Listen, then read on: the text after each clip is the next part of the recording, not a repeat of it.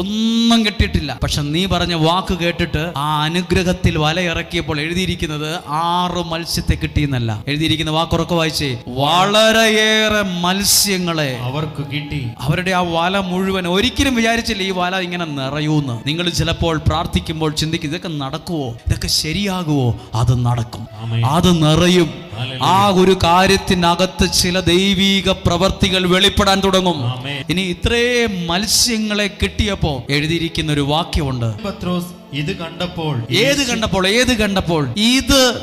കണ്ടപ്പോൾ എന്തുവാ പുള്ളി കണ്ടത്? ഇന്നലെ കുറച്ച് മണിക്കൂറുകൾക്ക് മുമ്പ് ആ വള്ളത്തിനകത്ത് ഒരു പൊടിമീൻ പോലും ഇല്ലായിരുന്നു, വെറും ശൂന്യമായ വലയായിരുന്നു. ഇത് കണ്ടപ്പോൾ എന്ന് പറഞ്ഞാൽ ഇപ്പോൾ ദൈവാനുഗ്രഹം വന്നപ്പോൾ ആ വള്ളം മുഴുവൻ നിറഞ്ഞു നിൽക്കുവാണ്. ഇത് കണ്ടപ്പോൾ, ഇതെന്റെ ഭാഗ്യമാണ്, ഞാൻ എന്റെ കഴിവാണെന്നല്ല ഇദ്ദേഹം പറഞ്ഞത്. ഇത് കണ്ടപ്പോൾ യേശുവിന്റെ കാൽക്കൽ വീണ്